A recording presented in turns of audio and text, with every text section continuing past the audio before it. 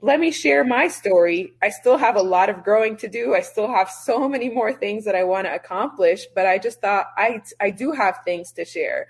My immigration here, this, being a third culture kid and how you take what you grew up with and now you're in a new environment. How do you deal with that? And how, the purpose of the book is how do you succeed at work, but also everything else you love to do outside of work? How do you integrate those and still be a badass at your job, but also a badass outside of that. And I talk a lot about wellness. I talk about the things that I've struggled with, because a lot of times people always talk about their wins, the things they've accomplished. I've published the New England Journal, or I got promoted. But I think the things that I learned the most from are the things that I've struggled with. When saving lives is what you do, your standards are anything but standard. In fact, you set them higher than most to deliver results that patients can depend on. You refuse to compromise. We couldn't agree more. We are Edwards Life Sciences, and like you, we believe that good is never good enough. Rising to the challenge of today's TAVR patients isn't just a mission, it's a commitment. And because you set a higher standard, we set our sights on meeting you there.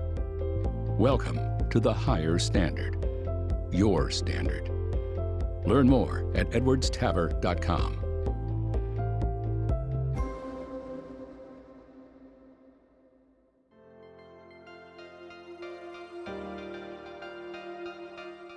You're listening to Parallax from Radcliffe Cardiology in association with makeadent.org.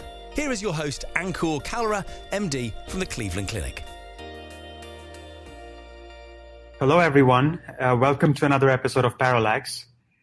This is an incredible episode, or is going to be one, I can promise all of you. We've been wanting to do this recording for a while, but, we both have had, I think, obligations maybe on the personal front or on the professional front. But, here we are on a late Sunday evening, and I can't thank her enough for doing this for us at this late hour on a weekend. So my guest today on the show is Dr. Nasrien Ibrahim. Dr. Ibrahim is an advanced heart failure and transplant cardiologist by training. She is the director of research at Inova Heart and Vascular Institute, and is a recent author, has joined the Cardiology Author Club, as I've begun to call it. She recently published her first book titled Sparkplug, which was released in May, and we're going to talk to Nasrien more about that. But, more importantly, or I think another important facet to her research is that, what interests her and her focus is access to care, advanced heart failure care for communities that are marginalized. So, an extremely important mission. And I think from what I've read on social media, the proceedings from the sale of Nasrien's book will go toward her mission, to support her mission, through her nonprofit. So I think in terms of the themes, it's very similar. I'm an author and a poet as well. I have a nonprofit as well. So I think I really resonated with that theme when she posted that on her social media account. So without much further ado, Nasrien, welcome on the show, and thanks a lot for doing this for us. Thanks so much for having me. It's been awesome watching you and your career and the things that you've done, and kind of merging art with medicine. It's incredible to watch, and people like you motivate me to say, we don't need to stay in these bubbles that they put us in medicine. There's more to the world than just the science part of it. There's the art part of it too, and kind of the wellness and the well-being and the worlds that we live in outside of the hospitals and how we can merge those. So thanks for having me. I'm really excited to be here. Likewise, the honor is mine, and I share the excitement. So Nasrien, let's begin by asking you, how did all this begin for you, in terms of a career in medicine? Tell us more about the upbringing and sort of the roots where all this started, in terms of how the seeds of medicine were sown in your life. So I always start by saying my parents are both physicians, but never at any point in my childhood did they want me to be a physician. And it's funny, up until the night before my medical school orientation was going to start, my dad said, "Are you sure you want to do this? There's so many other things that you can do. Are you sure you want to be a doctor?" And so I was actually born in Saudi Arabia because that is where my dad works. He's an oncologist. He's actually still there. My mom is originally Egyptian. My dad is Sudanese.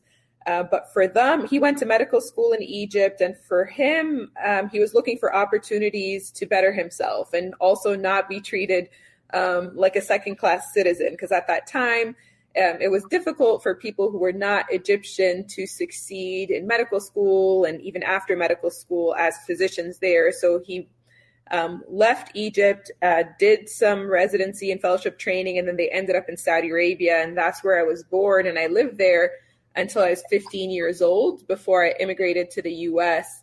My mom didn't work very long. She decided to have 4 children and she wanted to stay home and take care of us. But my entire life, I would see how much my dad would give to his patients and how really medicine was his entire world other than his family. And I just would go to the hospital with him and I would see how much people would love him, how he would talk to his patients. And one particular story from my childhood, I just remember we were going to this bookstore in Saudi Arabia called Jarir. It's a famous bookstore there.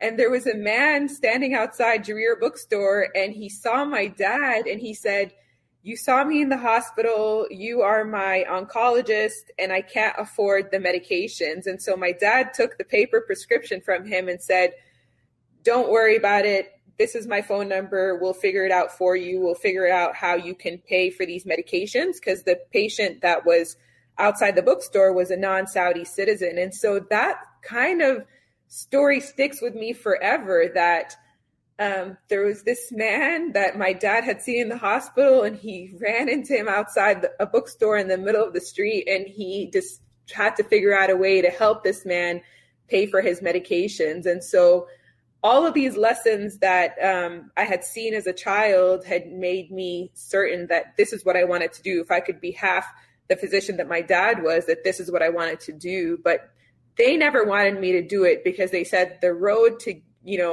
train in medicine is a long one. You're going to study all the time. You have to take exams for the rest of your life. Your life is going to be very stressful. So we want to be sure that this is what you want to do. And my mom recently told me, she said, every time you would say you wanted to be a doctor, I would be thinking, oh no, I'm not sure I want this life for you. And like I said, up until the night before medical school started, my dad was making certain that this is what I wanted to do. And I did medical school. I thought I was going to be an oncologist like my dad because I wanted to help people that, had terminal diagnoses, but I ended up falling in love with cardiology and I picked advanced heart failure and transplant.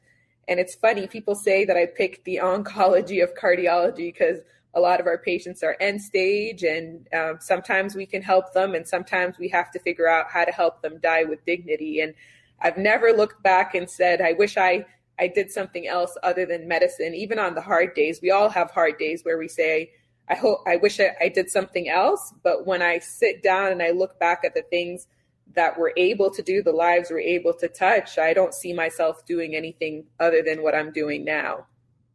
First off, when you said that you're doing the oncology of cardiology, I sort of was about to say that in terms of the prognosis for heart failure, particularly end-stage heart failure, its mortality is 50%, and it's actually worse than some of the cancers. So, and it's an extremely important area of medicine, let alone cardiovascular medicine that you've chosen to specialize in. And I'm sure you're going to do incredible things, and you are doing incredible things, and you will continue to do incredible things in the field of heart failure. But coming back to your story, it resonates with a lot of, I think, physician kids, and I am one of them.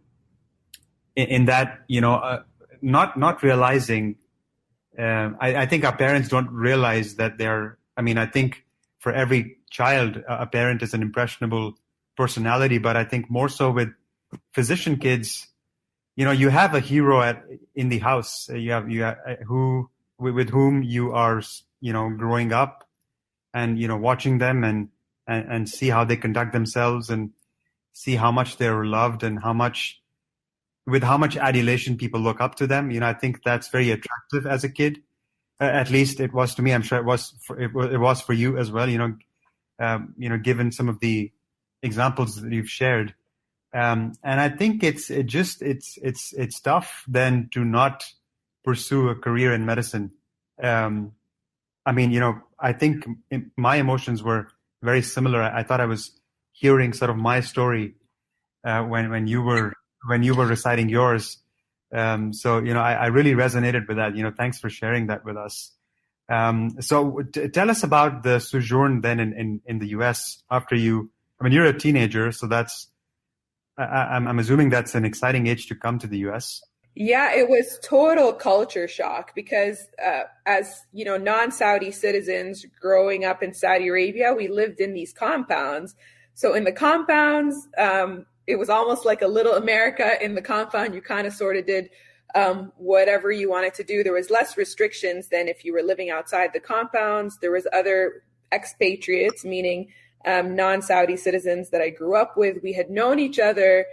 We had made friends since we were born, essentially. And so I was comfortable there. I had, been in the same school since I was 3 up until 10th grade. And now my parents are saying, it's time to think about college. Where are my children going to have the best opportunities? And because we weren't Saudi citizens, we were Sudanese citizens, we weren't going to have the same educational opportunities as Saudi citizens. And then we didn't know what life was going to be like in Egypt. We never knew what life would be like in Sudan because we hadn't lived in any of those. And so it was, third culture kids that were living in a country that has taken us in, and we had an amazing childhood. But now when we're thinking about college and the best opportunities, so my parents applied for citizenship to the U.S. and we got the green card and we immigrated. I was 15 years old. The hardest part about all of this, other than leaving my friends behind and people I'd known since my childhood, was that my dad wasn't going to come with us. And for a 15-year-old daddy's little girl, that was my first real heartbreak. And the reason my father didn't immigrate with us was because he was already established in his career. It was going to be impossible for him to come and start all over, do residency again in the U.S., and so they have a lot more vacation time. So my mom was the one that brought us, and my dad would come to the U.S. a lot and visit us when he had vacation. But it was really tough, that transition. And I remember, and probably this is how I deal with relationships now in life, I remember that was my first time saying, I'm never going to let anybody break my heart like my dad broke my heart by not coming with us to America.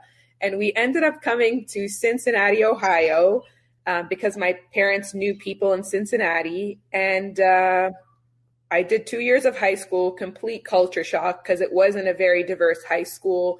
When I went to University of Cincinnati for college, I absolutely loved it. People from, all diverse backgrounds, people from all walks of life. Those were probably some of the 4 happiest years of my life were in college.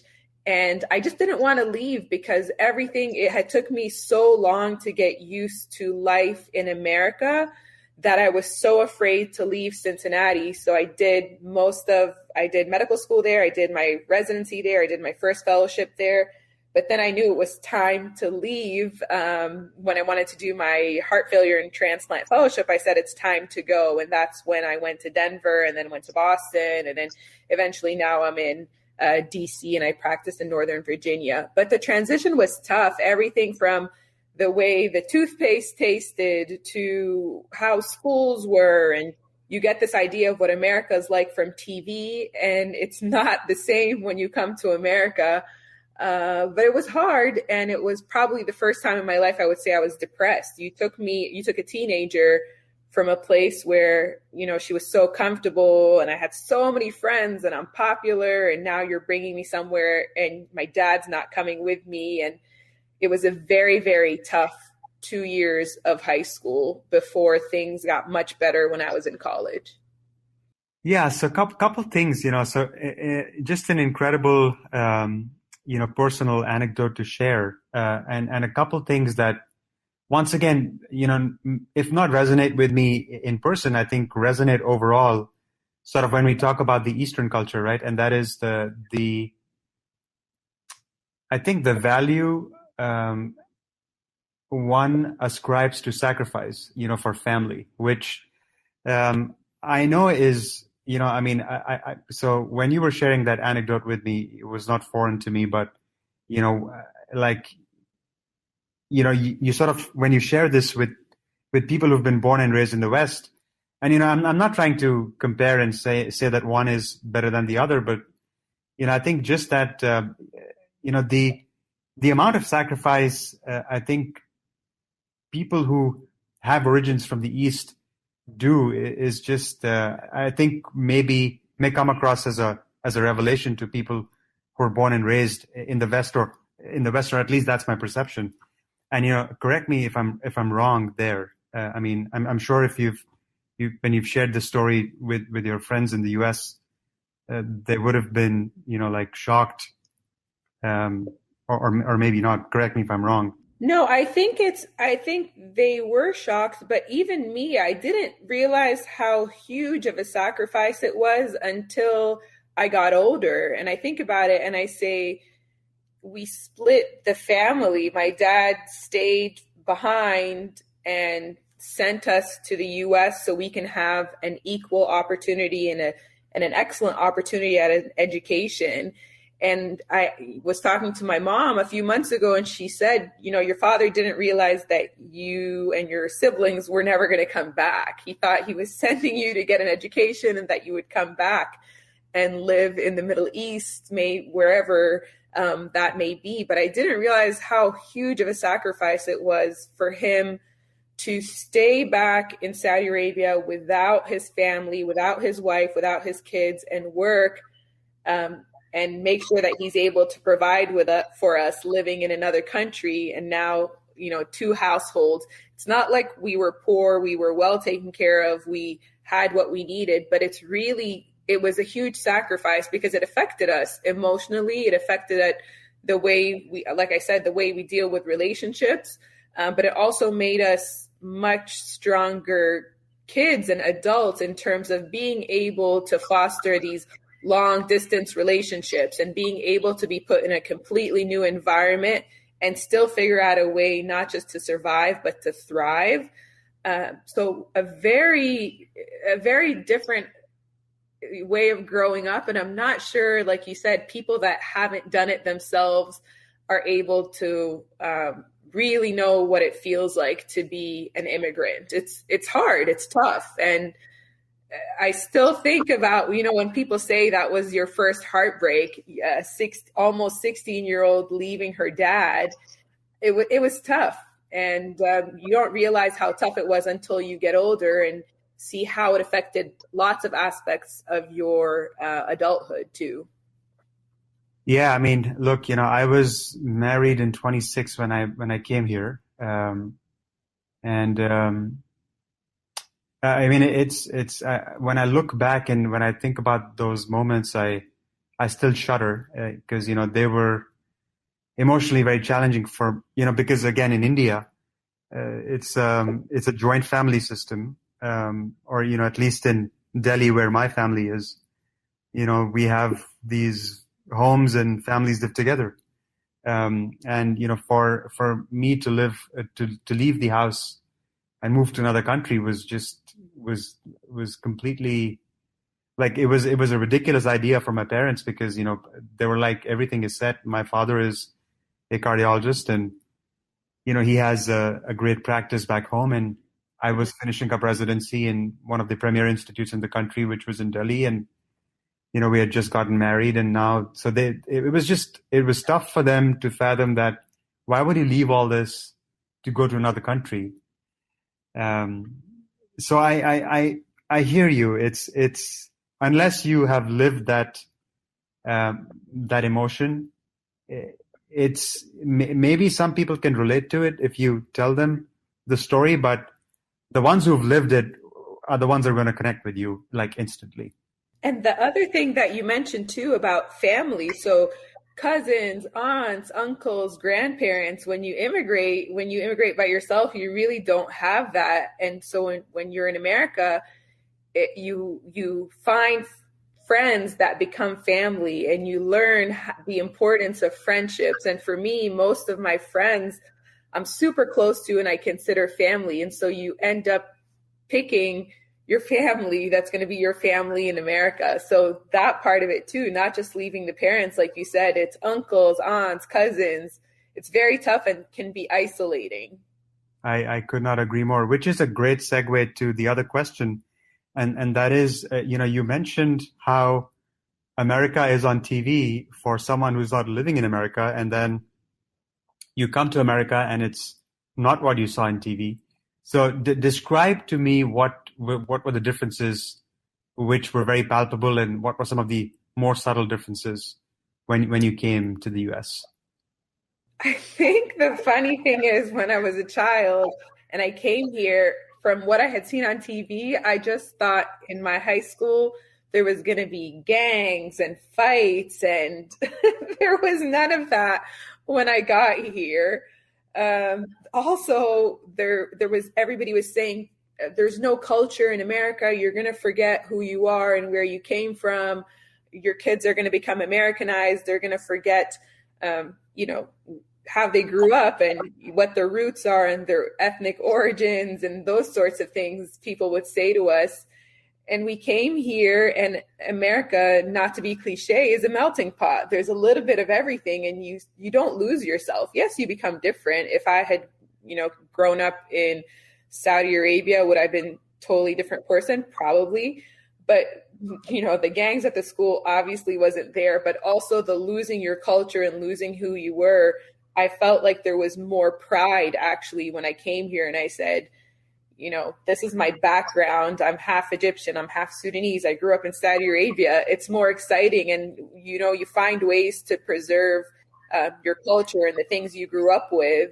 And I really think that that's a misconception that people say when you come here, you lose who you are and where you came from.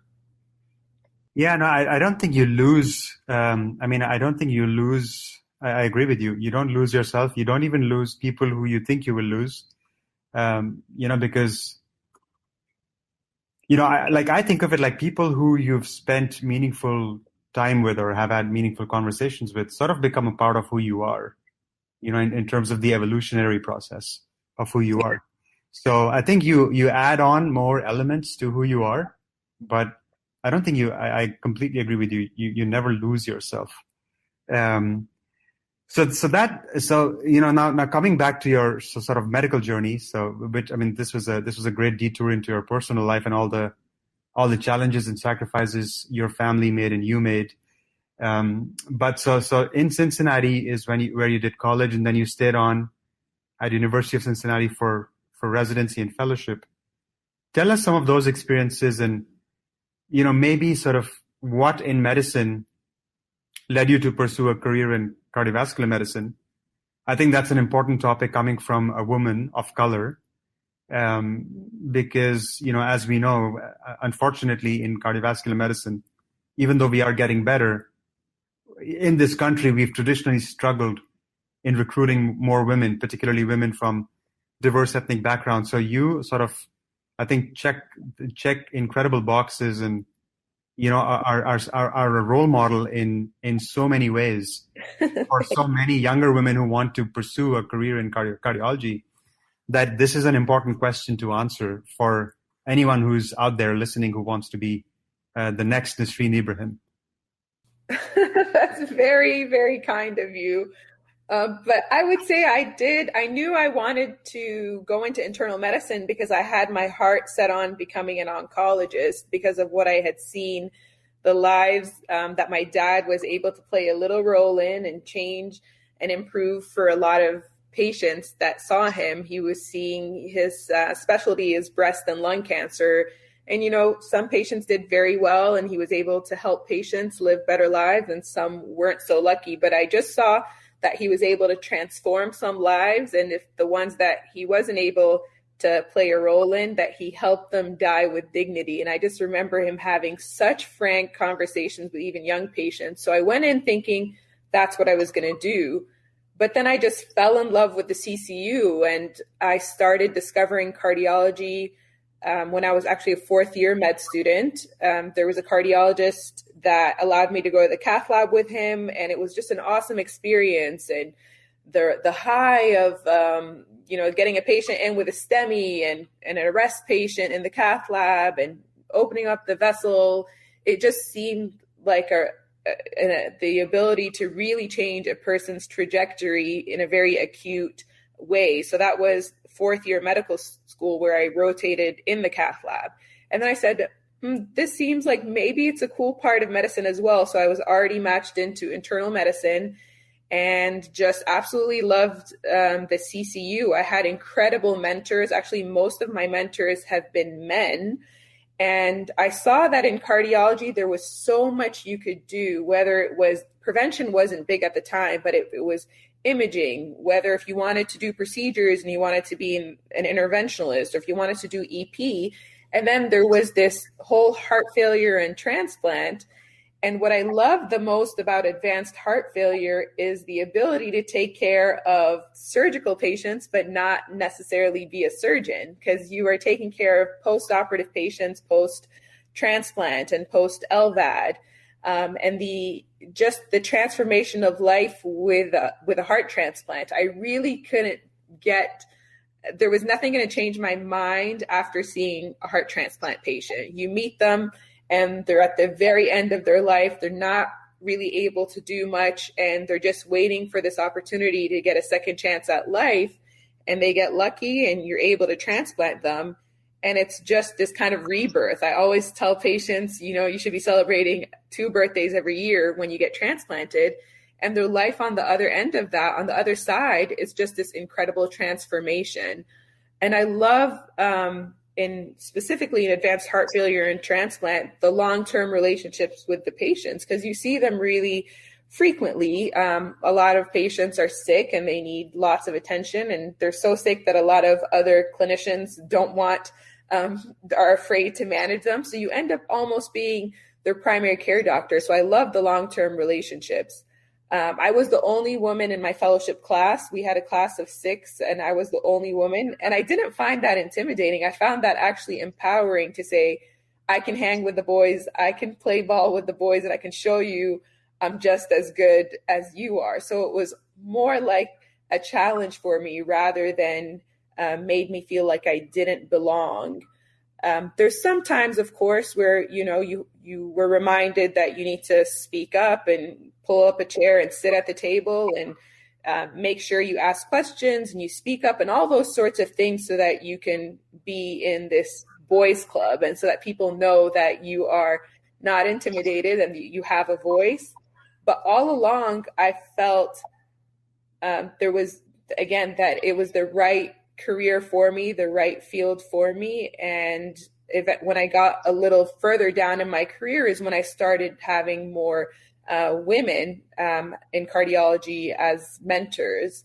And that's what I hope to be for the next generation of cardiologists. But it's not intimidating. People always try to discourage me and say, well, you should have gone into pediatrics, that your life would have been easier, or you should have done something easier. And I say, all of medicine has its challenges, no matter if you're a pediatrician or if you're a trauma surgeon. You have to do whatever you love to do, and you have the ability to figure out a career that works for you, works for your personal life, and how to integrate your personal life with your work life. But you have to pick something based on what you love to do, and cardiology is just incredible.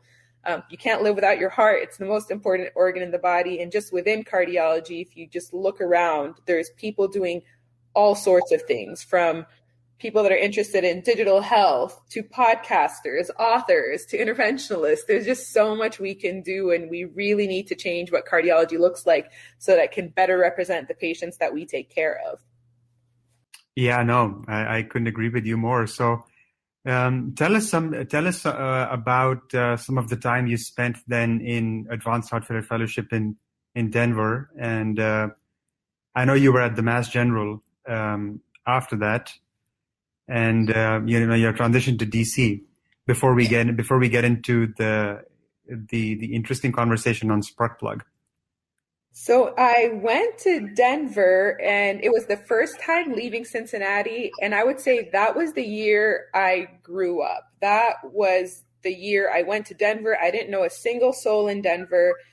Dr. Joanne Lindenfeld was in Denver, and she's one of the queens of heart transplant. And I thought it was going to be an incredible opportunity to train under somebody like Dr. Joanne Lindenfeld. And also, it took a lot of courage for me to say, I'm leaving the safety net of Cincinnati after kind of this traumatizing experience of moving from Saudi Arabia to Cincinnati, finally feeling like Cincinnati's home, America's home. I said, let me go somewhere else, go somewhere where I can continue to grow, go to a great transplant program. So I spent a year in Denver, and it was just lots of growth. I had to get out of my comfort zone, had to do things I normally wouldn't do to go out and meet people. The training was incredible. And I just remember the words of my program director, Dr. Andreas Brieke. The first day I met him, the first day of work, he said, "This year is going to change you forever." And I didn't know what he meant. And I was like, okay, whatever. I don't know what that means, but whatever. But Denver was incredible. It's just an amazing city. The sun's always shining. Even when it snows, the sun's out. By the time you get off work, the snow's melted. The patients were super sick. I was on call every other weekend, but I loved it. I learned so much so quickly, and it was just an amazing year. And then by the end of that year, I understood what he meant when he said my life is going to change forever.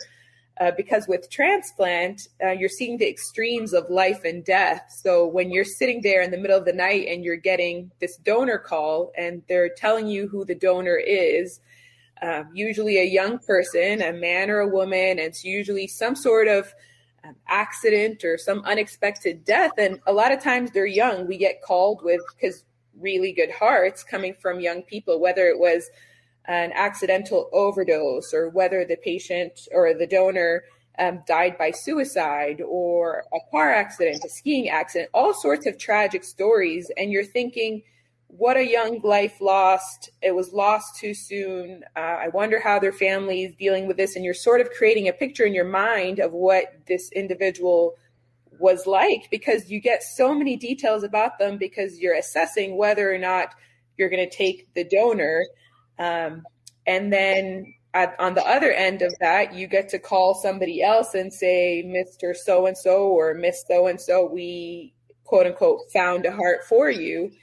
And there's lots of times there's tears. Even the men cry and get emotional. And, you have this opportunity to say you have a second chance at life. So experiencing my transplant year and hearing the donor stories, and until this day when I hear about donor stories, and you just say, wow, life is so short, it could be taken from you at any time. And I truly learned that I needed to live each day fully like it was my last day here, and that I didn't need to sweat the small stuff. So all the things that we worry about, all the things that we stress out about, a failed relationship, a failed exam, a purse that I can't afford, or those kinds of things are really insignificant when you're constantly faced with life and death like that. You realize that there's things that matter in life that are much more significant than the things that we spend time worrying about. So that was a transformational year for me. Learning to not sweat the small stuff, going to a city that I didn't know a single person, having just an incredible year. It was transformational for me. And then at the end of that year in Denver, I was actually interviewing to go back to the University of Cincinnati. It was going to be like a homecoming, that I was going to go back to Cincinnati, take a position there as an advanced heart failure and transplant cardiologist. And then Dr. Lindenfeld said, there's my friend, Dr. Jim Januzzi at the Mass General is looking for a research fellow. What do you think about going to Boston? And I said, Sure, why not? And I didn't understand why somebody who had no Ivy League training, would ever get into Harvard and Mass General. And so I didn't tell anybody about this research fellowship opportunity. I went and interviewed in Boston. I only told my brother about this opportunity because I didn't think there was a single bit of a chance that I would get it, because I went to state schools. I had no Ivy League background, and I got the fellowship. I ended up calling my parents and telling them I got into a research fellowship at Mass General, and they were shocked because they had no idea I was interviewing. So when I got that position, I turned down the attending position at the University of Cincinnati. I stayed on faculty there at Mass General for 3.5 years, and it was an incredible place to be. I can't say enough good things about Dr. Jim Januzzi and how he really helped me think like a researcher, write like a researcher, and also just gain confidence in myself overall, and opened up a lot of doors for me. And then I got recruited by Chris O'Connor to come to Inova, which is in Northern Virginia, but I physically live in DC. And I just thought, okay, it's time to keep growing. Nothing's tying me down to Boston. And I was in Boston for 5.5 years. And it was just the right timing for me. I felt, okay, I'm reaching a plateau here. I don't feel like I'm growing. What's the next step? And I was having those thoughts. It was actually July of last year. I was having those thoughts about, okay, what's coming next? What's coming next? I'm always trying to grow and keep advancing, not just career-wise, but also personally and, life-wise.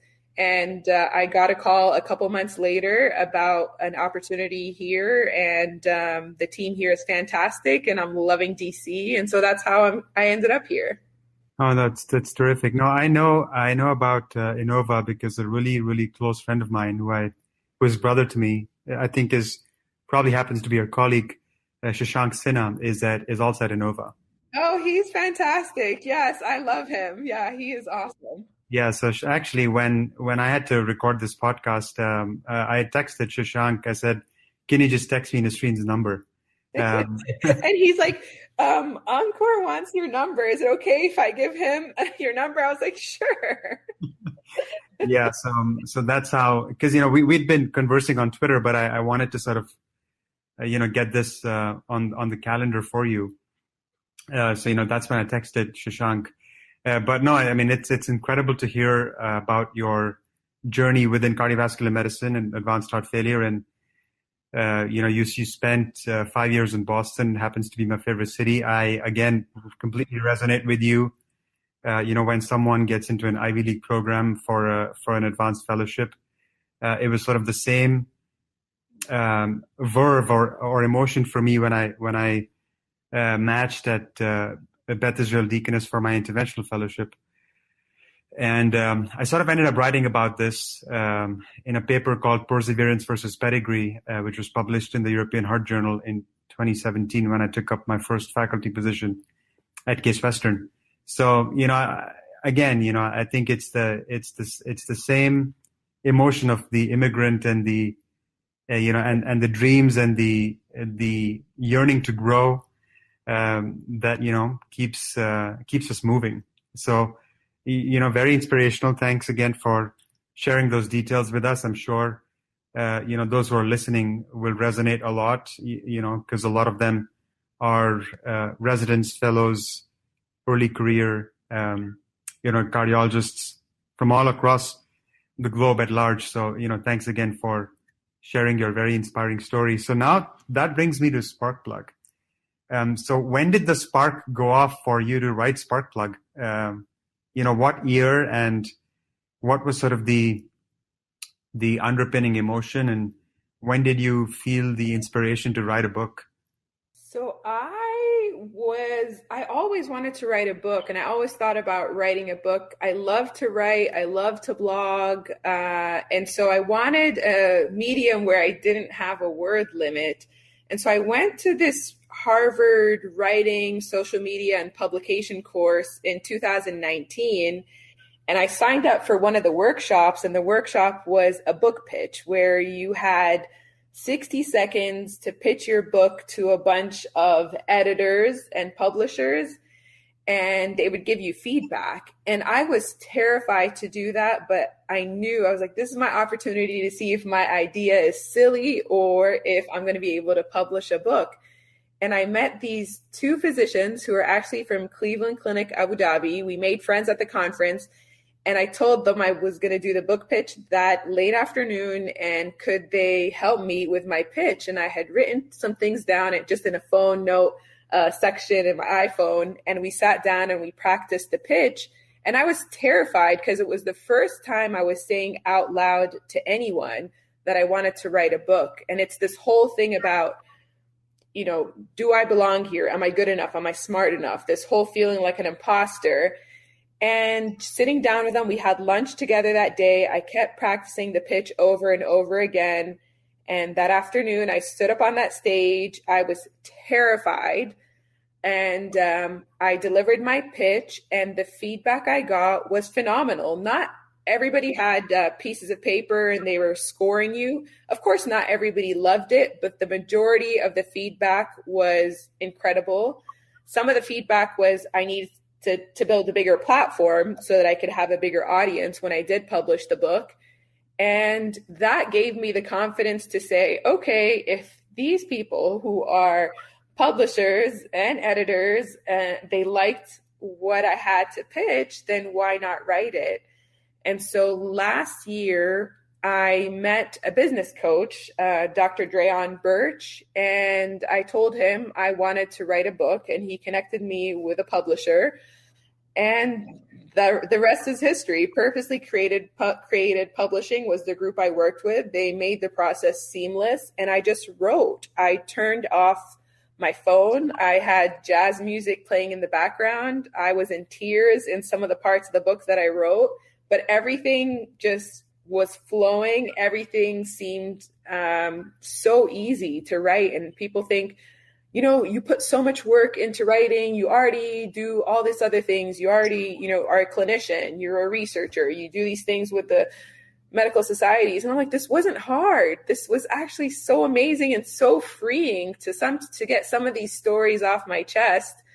And my brother was the only family member that read the book before it was published, gave me some incredible feedback. And I said, let me share my story. I still have a lot of growing to do. I still have so many more things that I want to accomplish, but I just thought I do have things to share.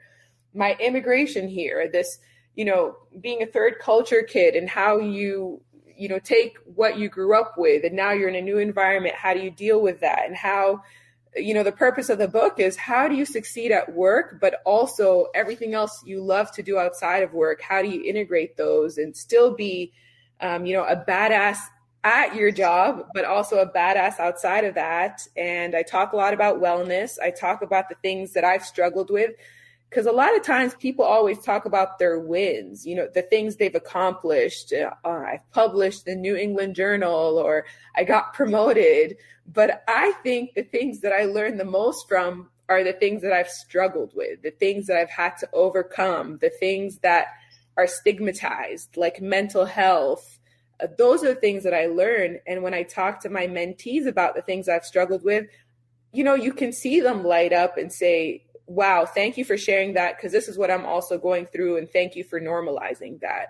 So that was the entire basis of my book. How do you live a life that you're doing the work that you love to do, but you're also living in your purpose? Yeah, no, so a lot has resonated here too. Like, I think a life of purpose is a life of happiness, because I think if you found your purpose, you found happiness. At least that's how I see it. For me, it's my nonprofit. So, I don't get paid for it. I actually have to support it in, through endeavors like raising money through this podcast and other things. But, it's purpose is what it wakes you up in the morning. It just energizes you. It keeps you going, even when the chips are down, and when people are throwing tomatoes at you, and if you're still going, that's purpose. That's how I describe purpose. So I mean, it sounds like an incredible read, and I'm definitely going to leverage this platform to request you if I can get an autographed copy for myself. Oh, yes. I'll probably text you my address, or you can tell me where to get a copy from, and I can send it to you for signing it, and then maybe you can send it back. I think we should do that. As long as I will send you a copy of my book, as long as you promise to try to make it for my inaugural fundraiser for my nonprofit. I'd love to. Just send me the details, and I'll promise I'll catch a flight to DC and I'll be there if it's happening at DC. Yes, it'll be in DC because I plan on making DC home for a few years, and it will be the inaugural fundraiser, and it will be incredible. Oh, I'll be honored. I'll be honored to be there. Thank you for considering me on the guest list. No, I'd love to come for sure. So is there an excerpt from the book that you'd like to share with the listenership? I mean, I know you've talked about the theme, but is there anything in particular you'd like, any particular anecdote, any particular story that you've written that you'd like to share? Yes, I would say the story about how I learned the meaning of charity. And there's a whole chapter about charity, but there's one story where I talk about when we were children and we would be out as a family. We'd be walking around, and my dad, my mom, and sometimes my parents would let us bring friends, and we'd be going to a park, an amusement park, or we'd be going to dinner, and we would walk past and we would see people in need. They were experiencing homelessness, or they were asking for money. What my dad would do is we would walk past the people that were in need, and then my father would stop and say, Nasrien, here's a few rials, go back and give it to the lady or give it to the man. And I never understood why he did that until I got older and realized, wow, he didn't want like 4 or 6 people standing there around this person who is in a really desperate time in their life and make them uncomfortable that we were all standing around and stopping there and then giving them money. So to me, it was the greatest example of preservation of dignity, of, giving money, but being more discreet with how you're donating. And that's how I look at charity, that you want to preserve a person's dignity. You don't want to have, with social media these days, you don't want to have cameras and say, look at me, I'm feeding a bunch of people, or I'm donating all my things. And sometimes, when you talk about donations out loud, just as a way to encourage others to donate, that's very different. But that was my biggest lesson in preservation of a person's dignity during their hardest time. And my dad always says, you're one mistake away from experiencing homelessness. And so I carry that lesson with me all the time, is preservation of dignity for people when they're going through their toughest times, and just giving without it being such a, showing, and that the more you give, the more you will receive in return. And my dad always says, just do good things in the universe without expecting anything in return, and God and the universe will pay you back. Yeah, no, that's, it just seems that we've so much in common, Nasrien, in terms of, the themes, the spiritual themes around which we've woven our actions is very similar. So, I would be honored at some point in time to meet your parents, because, I think the upbringing and the values that they've tried to instill in you as a person are very similar to the values that have been instilled in me, by my parents. So again, I think there's that Eastern influence, which I think is the common thread. Any closing remarks for the podcast, and any closing remarks for our listeners who, maybe, early career cardiologists, or, even established cardiologists, or, fellows in training, residents, house staff, any closing remarks for the listenership? I would say live life on your own terms, break the rules, make sure you're happy and you're content and that you're doing everything for yourself, that you truly love what you're doing. You're not living your life for anybody else. And to remember when opportunities don't find their way to you and you feel like you've missed out on something, just wait. There's always something bigger waiting for you.